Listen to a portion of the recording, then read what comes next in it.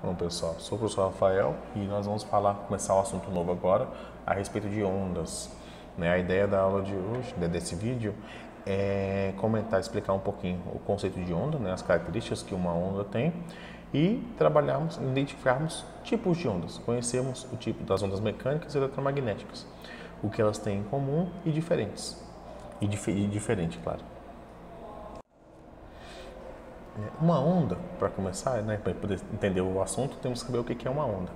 Uma onda é uma perturbação, é uma modificação em algum local causada por energia. Então, diferentes tipos de energia podem criar ondas e nós percebemos essas ondas por meio de alterações.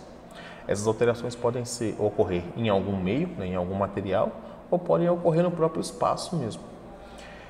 Nesse caso aqui da imagem, nós temos uma corda sendo agitada, sendo movimentada. Então, a energia de movimento, a energia cinética na mão da pessoa, está causando uma perturbação na corda. Em vez dela manter a posição de equilíbrio, que seria aqui central, ligando a mão até a maçaneta onde a corda está amarrada, a corda faz ondulações, faz modificações na sua posição. Tem pontos que ficam mais altos do que a linha de equilíbrio, pontos que ficam mais baixos do que a linha de equilíbrio. Então, essas modificações é que nós chamamos de onda. Toda onda ela vai ter algumas características. Por exemplo, nós chamaremos de crista esse ponto, essa curvatura para cima do ponto de equilíbrio. E chamaremos de vale essa curvatura para baixo. Então, toda onda tem cristas e vales. E aí, a distância entre uma crista até a próxima crista, ou entre um vale até o próximo vale, nós chamamos de comprimento de onda. Então, é a distância que essa onda percorre. Uma ondulação completa percorre. E isso vai variar muito de uma onda para outra. Tem ondas que essa distância é minúscula, quase ao ponto de ser inimaginável, tão pequeno que é. Tem ondas que são gigantescas. Vai depender muito do tipo de onda, nós estaremos falando. Falaremos desses tipos mais para frente. Então, todas elas têm essa característica, um comprimento de onda, que é indicado pela letra grega lambda, que parece um Y de cabeça para baixo. Outra característica importante é a amplitude, que é a distância entre o ponto de equilíbrio e as extremidades da crista ou do vale.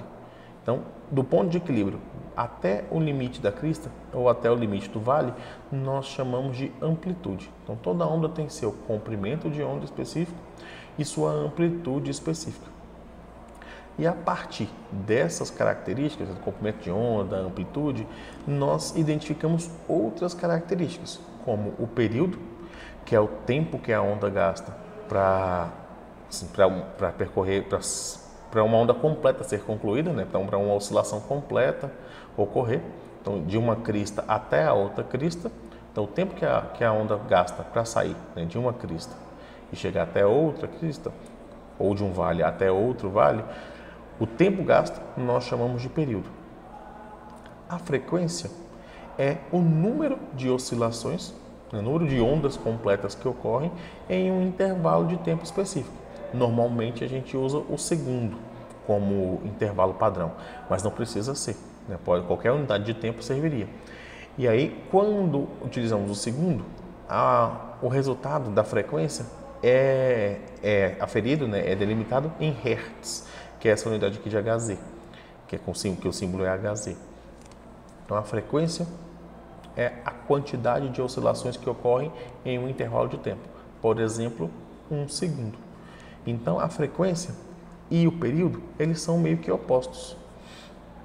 Nós podemos descobrir a frequência de uma onda se nós soubermos o período que ela gasta para ocorrer, assim como nós podemos descobrir a frequência se nós soubermos o período.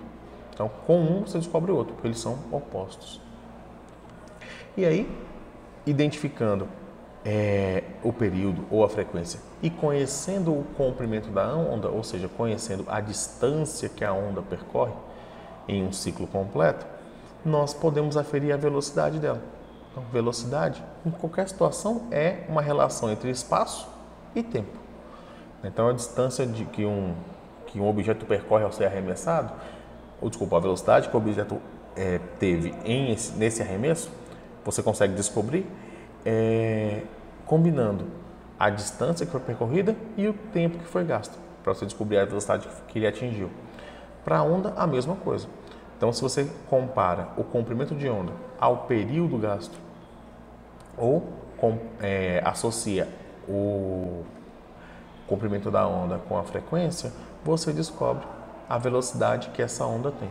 Normalmente, nós já temos essas velocidades, já recebemos as velocidades de onda tabeladas. Quando a gente está falando de ondas sonoras, ondas de luz, elas já têm uma velocidade fixa para cada meio por onde elas passam. Então, a partir da velocidade, nós conseguimos descobrir, né, as informações sobre frequência e comprimento de onda. Se você tem a velocidade e a frequência, por exemplo, você descobre o comprimento da onda. Se você tem a velocidade e o comprimento da onda, é possível você descobrir a frequência ou o período dela. Aí, claro, quando nós vamos classificar as ondas, existem dois modelos quando nós pensamos na direção da propagação, né, do movimento que a onda faz. Existem as ondas transversais e ondas longitudinais. O que significa cada um dos casos? As ondas transversais são aquelas onde a ondulação é perpendicular ao sentido do deslocamento, né, da propagação da onda. Então, no caso aqui dessa imagem de cima, que é similar à da corda anterior, a ondulação ocorre para cima e para baixo, só que o deslocamento da onda ocorre, né, de um lado para o outro.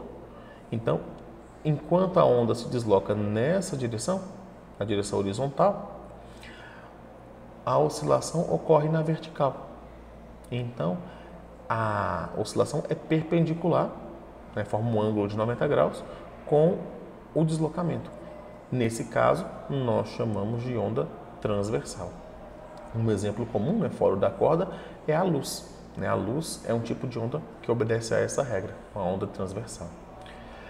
Aqui embaixo tem um outro modelo de onda, longitudinal. Isso aqui é uma mola. Né? A mola tem várias voltas. E aí essa mola, ao ser agitada para frente e para trás, existem pontos onde as argolas da mola estão mais próximas, são pontos de compressão. E existem pontos onde as argolas ficam mais afastadas, pontos de rarefação. Então, aqui também está ocorrendo um movimento ondulatório, só que as ondas estão ocorrendo no mesmo sentido da propagação do movimento que a onda faz. Então, as oscilações, né, de compressão e rarefação estão ocorrendo na horizontal, assim como o deslocamento da onda. Então, nesse caso, nós chamamos de onda longitudinal. Então, os pontos de compressão equivalem às cristas de uma onda transversal e os pontos de rarefação equivalem aos vales, né, de uma onda transversal. Então, de acordo com a comparação entre a direção da oscilação e o sentido de propagação, nós podemos classificar ondas como transversais ou longitudinais. Nós também podemos classificar as ondas de acordo com a necessidade que elas têm de um meio de propagação, né, de um material por onde ela possa fluir. Existem ondas que nós vamos chamar de ondas mecânicas, que são ondas que dependem de um meio de propagação. Elas precisam, né, passar por algum material para que elas possam existir. É o caso, né, da corda, que a própria corda indica a ondulação. As ondas do mar, né, que a própria água do mar indica, né, as ondas nós percebemos pelo movimento da água do mar. E o som. Nós só conseguimos ouvir coisas porque as partículas do ar propagam as ondas do som. Então, as partículas do ar se aproximam e se afastam, criando a sensação que nós chamamos de som. Então, isso só existe graças a um meio, né, a algum tipo de material que faz as ondas propagar. Essas ondas que dependem de um meio para serem propagadas, nós vamos chamar de ondas mecânicas. As ondas que não dependem de um meio de propagação, porque elas atravessam inclusive o vácuo, nós vamos chamar de ondas eletromagnéticas. E o exemplo que nós vamos utilizar é o da luz. A luz, ela consegue atravessar diferentes ambientes, diferentes meios, Inclusive, passa por ambientes onde não exista nada, nenhum tipo de partícula por onde ela possa se apoiar. Inclusive, a luz se torna mais rápida quando ela passa por ambientes que não tem ar, né? Então, a luz no vácuo atinge uma velocidade muito mais alta do que quando ela atravessa o ar da atmosfera ou a água do mar, a água de um rio, por exemplo. Então, ela tem mais velocidade quando ela não tem nenhum material a atrapalhando, vamos dizer assim. Enquanto a onda mecânica depende desses materiais. E, inclusive, ela se torna mais rápida quanto mais partículas esse material tiver, as partículas mais próximas elas estiverem, mais rápida se torna a onda mecânica. Aí vamos pegar um exemplo de cada uma. O som. Né? O som é um exemplo de onda mecânica e longitudinal. Então, é aquela onda que se propaga na mesma direção, assim, as oscilações ocorrem na mesma direção do sentido. Então, por exemplo, quando a pessoa toca um pandeiro, as batidas do pandeiro criam vibrações na membrana do pandeiro que vão criar oscilações nas partículas de ar. Teremos pontos onde as partículas do ar estarão mais próximas, né, pontos de compressão, e pontos onde elas estarão mais afastadas, são os pontos de rarefação.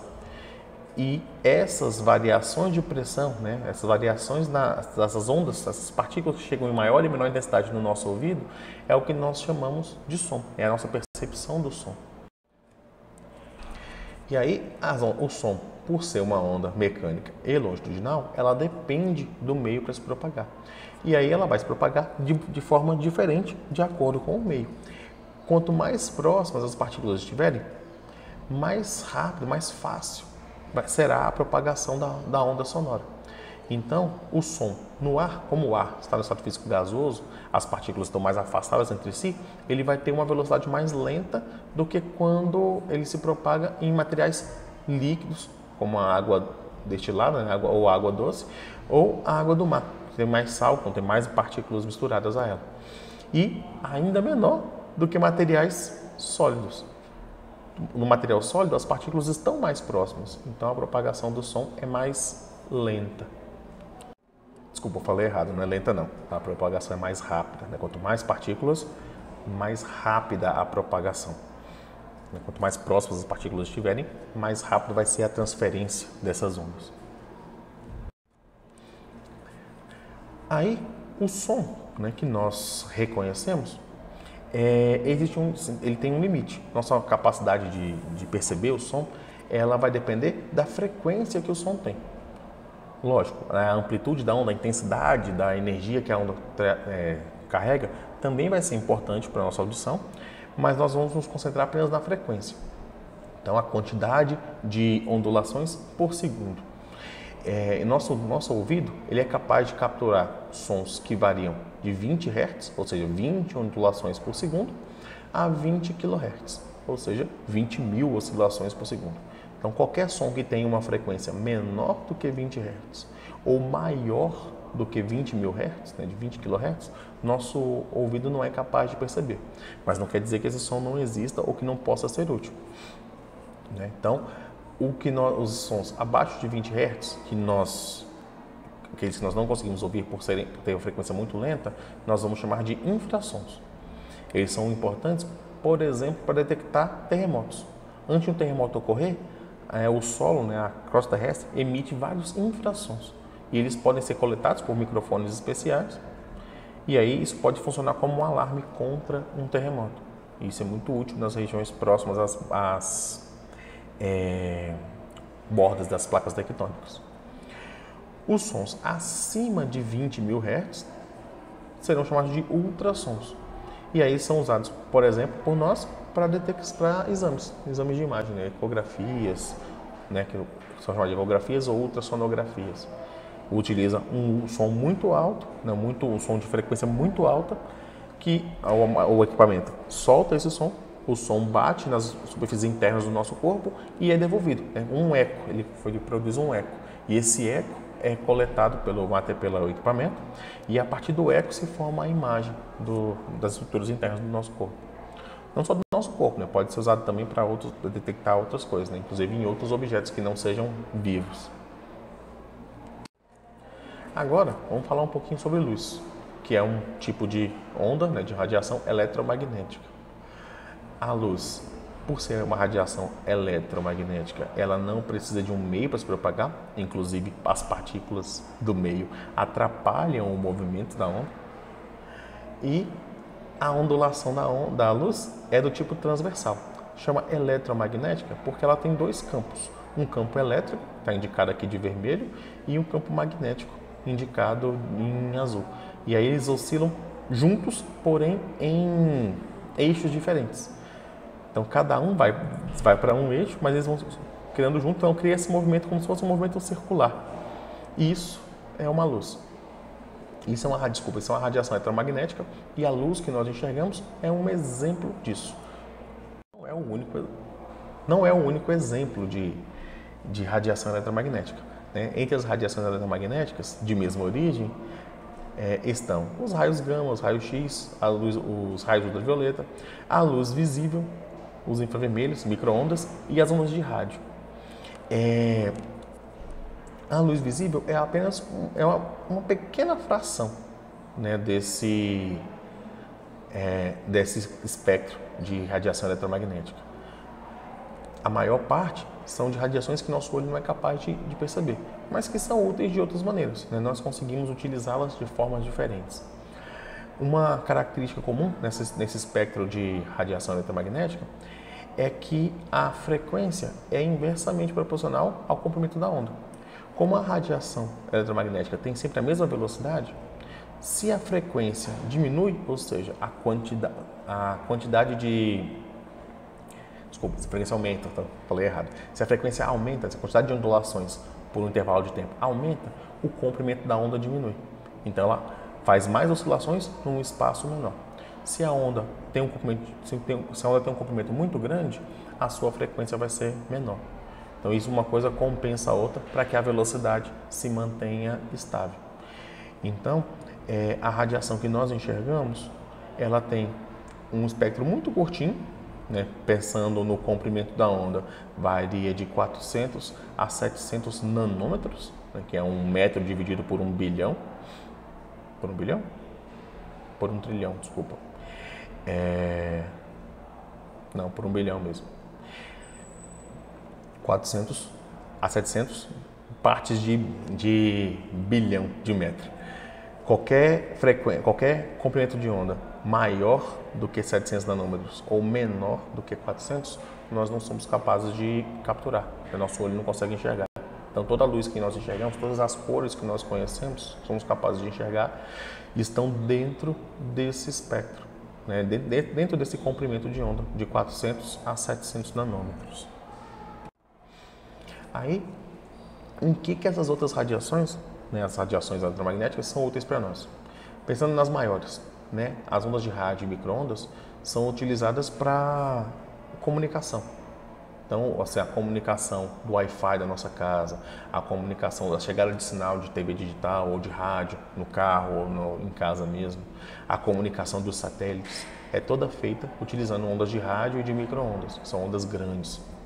O GPS, né, dos celulares ou das próprias máquinas, né, os equipamentos de GPS funcionam dessa mesma forma. E o forno de micro-ondas, ele funciona por meio da agitação das moléculas de água. As moléculas de água vibram a uma determinada frequência, de 2.4, 2.5 GHz. É a frequência de movimento das partículas de água, normal. E aí, o forno de micro-ondas emite radiação nessa frequência. Isso faz as partículas de água se agitarem bastante. E isso aquece o alimento. Então, alimentos que têm água são aquecidos no micro-ondas. Quando o alimento é mais seco, você pode perceber que ele demora mais para se esquentar. Ondas de frequência um pouco maior e de comprimento menor são o infravermelho. São a onda que transmite energia térmica. Então, o calor, né, esse calor que o nosso corpo dissipa, que o nosso corpo solta no ambiente, ele é solto por meio de radiação infravermelho. Nós transmitimos energia térmica assim. As câmeras fotográficas, né, ajustam o foco da imagem por meio de um infravermelho, que ela emite pela câmera e consegue ajustar a posição do objeto e ajustar o foco. E os controles remotos também, né, quando a gente aperta o botão no controle remoto, o controle emite um pulso de luz infravermelho que manda um sinal para a TV ou para outro equipamento para que ele funcione. A luz visível, né, é útil para nós, para nossa visão, para nós podermos enxergar as cores que nós conhecemos e para as plantas realizarem fotossíntese. A fotossíntese ela é realizada utilizando a energia de luz visível. Felizmente para nós, a maior parte da radiação que vem do Sol é nesse comprimento, um comprimento de luz visível, então é útil para a fotossíntese e para nós. A radiação ultravioleta, ela é útil no nosso corpo para a fabricação da vitamina D, mas o excesso dela também pode causar mutações no DNA e causar, entre outros problemas, câncer. E ela pode ser usada para esterilizar equipamentos. Então, o equipamento, algum material que fica exposto à luz ultravioleta, essa luz mata os micro-organismos, destrói o DNA deles e impede com que eles se reproduzam. Então, deixa o material estéril, limpo, assim, sem a capacidade de propagar micróbios. Com ondas de frequência cada vez maior e de comprimento cada vez menor, chegamos nos raios-x, que são úteis nas radiografias, não só em radiografias para exames de imagem interna do nosso corpo, mas também a checagem de barragens, checagem de bagagens, checagem de estruturas, né? O raio-x, ele checa a estabilidade de algumas estruturas. Você consegue utilizar esses raios, que são raios que têm uma capacidade de penetração muito grande, para você detectar se o material não tem fissuras internas, então algum equipamento para a estrutura de algum material, se alguma estrutura de sustentação de um prédio, você pode verificar usando raio-x se aquela estrutura está inteira, se ela está intacta ou se ela tem algum tipo de trinca, algum tipo de ponto estragado. E claro, para a radioterapia, né? Esse raio-x, por ser muito invasivo, por conseguir penetrar a nossa pele e até as camadas mais internas, nós podemos usar para tratamento de doenças que precisam ser direcionados para algum tipo de problema, né? A radioterapia contra câncer, por exemplo, usa radiação para matar células cancerígenas. Essa radiação pode ser de raio-x ou de raio gama. O raio gama é mais intenso do que o raio-x. Então a radioterapia do raio gama, ela tem que ser ainda mais cuidadoso, porque essa radiação gama, ela tem um poder de penetração muito grande, o poder de dano dela é muito grande. Tanto que ela é utilizada para esterilização de alimentos industrializados. Então o alimento dentro do pacote ele pode ser iluminado por raios gama. Esses raios gama atravessam o pacote e chega até o alimento, esterilizando esse alimento. E ela não deixa resquícios, né? Então não fica tóxico para nós. Nós podemos consumi-lo sem problema. Então, pessoal, muito obrigado, né, pela atenção de vocês, por terem chegado até o final do vídeo.